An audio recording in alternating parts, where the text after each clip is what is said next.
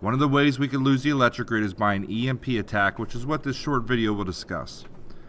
You'll notice my Jeep loses power and I coast off to the side of the road, as well as another traveler that is coming towards me. Even if only half our modern cars were affected by an EMP, that is still going to cause an incredible amount of accidents and disabled vehicles blocking traffic, especially in the inner city locations. If you did still have a running vehicle, you'll likely get boxed in at some point and be forced to abandon it.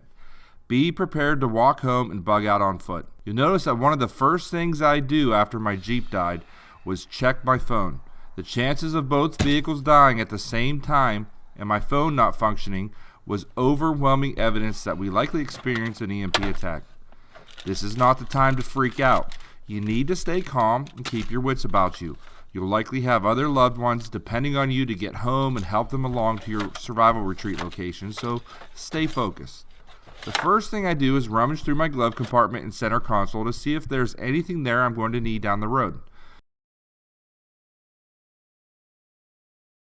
Okay, so as you can tell by that video, they're talking about EMPs and what to do when it happens. I'm going to go through my dashboard and get my bag and fill it full of water. And it's like, okay, well, what if you didn't have to do any of that?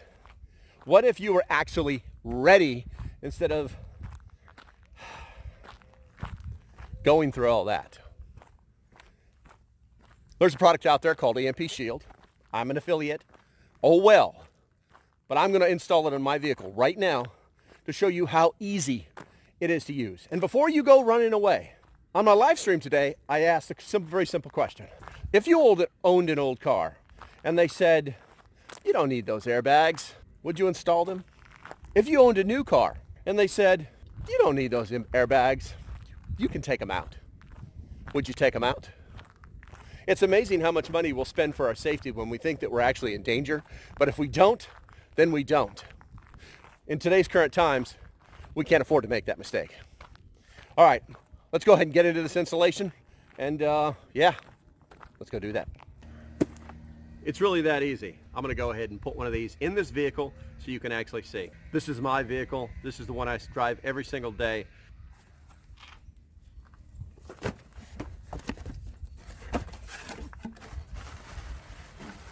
It's gonna come packaged.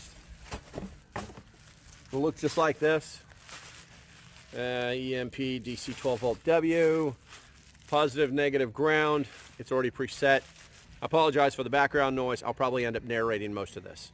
So let's go ahead and open this thing up, see how fast we can actually get it hooked up. Man, I hope the wire's long enough.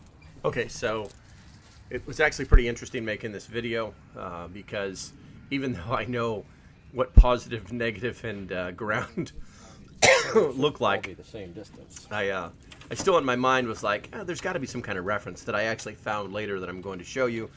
Yes, that's actually a stick holding my hood open. I keep it in the back of the vehicle because the shocks on the damn thing are blown out. I chose that back left corner because it's got a huge space, and it's also got a great ground that's already existing that I didn't have to go looking for. I would have liked to have it on the right-hand side of the vehicle or on the left-hand side of the vehicle, but on the right-hand side as you look, because it would have been closer to the battery. But that entire area was just way too cluttered. And then the packaging on this thing is actually pretty crazy. I probably should have had a pocket knife or a pair of scissors with me, but I didn't. So, yeah, there we go. That's what it looks like right here. And there's actually a diagram on it that I'll show you here in a second. Now, obviously, I'm going to use the adhesive, and I had to go and like get the Windex and a paper towel to clean off the spot. Sorry for the shoddy camera work, but I wanted you guys to see this, you know, with as least amount of cutscenes as possible. That bolt right in the center, that's the ground. That's an awesome ground. I literally will just have to unscrew it. Hopefully, you'll be able to find those same things inside of your cars, and just find a spot to stick this thing, basically. This is me just literally spraying a little bit of Windex in there. There wasn't a lot of grease, so I literally just sprayed Windex in there and cleaned it off real well and made sure that I could check to make sure that the device was going to fit in there and be clean so that the adhesive would stick on it right. And there you go. They actually tell you the color. We're going to go for the ground. Green is the ground.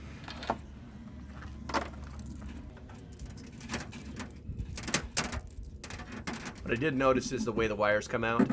They're not completely sealed up, so you need to make sure that you don't mount this thing so that the big hole in the side of it is pointing up. It's not a bad thing. If you look inside, it's actually sealed, but I just didn't water settling inside. It was almost like a cup. I didn't want water settling inside of it. This is me. I've just spread the wires out, and now I'm getting ready to pull the adhesive off, which was not, it wasn't that easy. Once again, if I had a pocket knife, it would have been like zip zap, it's gone. But I had to actually fight and actually do a cut scene here, just so that you didn't have to watch me fighting with this plastic. And that is actually industrial strength adhesive Velcro, so you could actually pull it off of the vehicle and look at it or inspect it if you wanted to, but I don't really see a need for it. I just applied a lot of pressure and held it for some seconds, and boom, it's on. All right, now I'm going to be going after the ground. It's really not that bad. Sorry for the shoddy camera work. Once again, I was just making sure that you guys, I didn't really want to do a lot of cutaways. Now that's the ground right there. Just going to pull off that little wire harness. Get in there with the old ratchet. And you'll see me fighting with this ratchet because it doesn't actually, it was a replacement. It's not a Craftsman ratchet. It's just this little piece of junk. And whenever I use it, it likes to change the directions that you're using it in, the little lever on the back. And if you're a mechanic, you know what I'm talking about. So it was a bit of a pain in the butt. As far as the bolt coming off, no problem.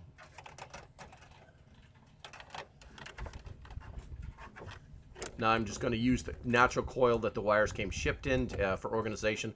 Maybe I'll come back later and zip tie this. I'm not exactly sure because it just fits so well where I had it set up. Right now I'm trying to figure out if I want to run it through the wire and use it like an overhang, but I decided in the end to go underneath the wire, and so I would be able to use the wire harness itself to keep it in place. This will keep the cord out of the way, semi-organized, and then if I ever want to move it again, then I won't have cord everywhere. Or should I say wire, not cord.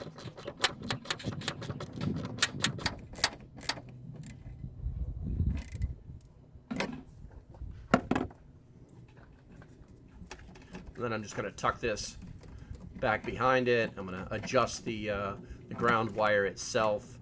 It was a little tight over the wire harness. I probably should have tucked this under the wire harness to begin with, but this is just a quick installation video to show you how easy it is.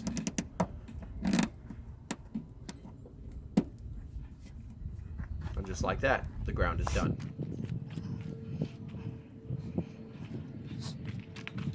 Now I'm pushing the wires over the top of the air handling unit. And making them over to our power source, which is the battery. The red is the positive, the black is the negative, and you can see the wires were the way they kind of got bound up a little bit near the box, and I'm really kind of stretching them here. I talk about them at the end of the video because I know this is not optimal, but I was able to come back later and readjust some of these wires.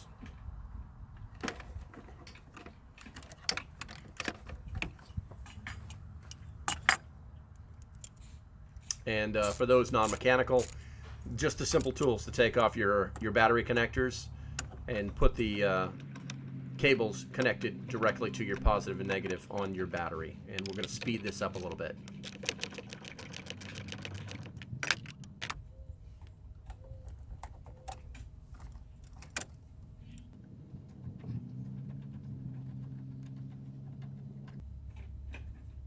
And we'll just simply hook the positive to the positive. Reconnect our nut and bolt system, which actually kind of fell apart on me. I'll talk about it a little bit later on in the video.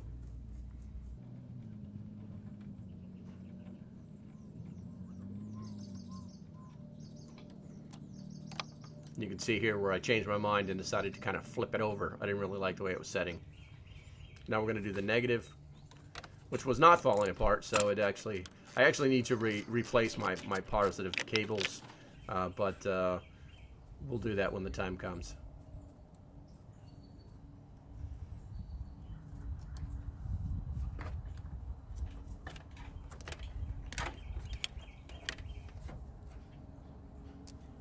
And you'll notice too, I ran that negative right over the top of the positive, but you know, you'll see later on where I'd fix that to run it back underneath the positive, so it's not such either an eyesore or in the way.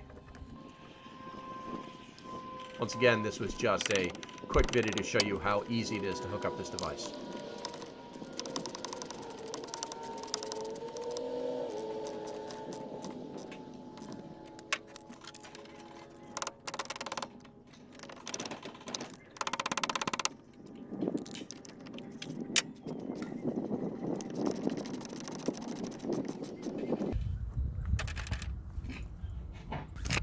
Alright, then we'll go back and check the device and look for our little green light. If the green light's on, we are good to go.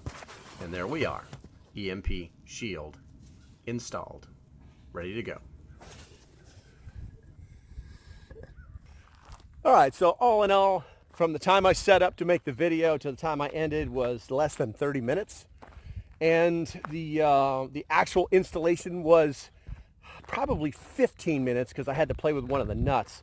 One of my positive battery connector was in bad shape, so I had to kind of manhandle that a little bit. But overall, like I say, you probably install this thing in about 10 minutes. Now, I do plan on going back. I want to test the adhesive a little bit, but I don't really care because, boom, it went right on.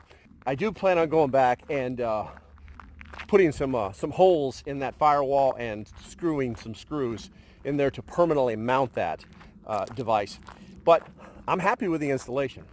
The only thing I didn't like, and EMP guys, pay attention. I know you watch my videos. Could you make the negative wire maybe, well, hell, could you make the positive and the negative wire? I don't know if it's a money thing or not. Could you make the negative wire in my case, and it was a 2005 Ford Explorer, could you make the negative wire about 2 inches longer? That way I wouldn't have to kind of play with it. You can see, I'll move this, you can see by this picture right here that I actually did adjust the wires a little bit more. And also I was able to use the factory wire clips along the back firewall here. And yeah, so messy installation, don't care, because when this is all this, you guys should know my plan by now. When shit goes down, I'm just gonna drive over and pick all my loved ones up. What are you gonna do? All right, guys, hopefully this helps you out. As usual, stay safe, have a great day, and I'll see you when I see you. Don't forget to like and follow, and, you know, help the channel out. We'll talk to you later. Bye-bye.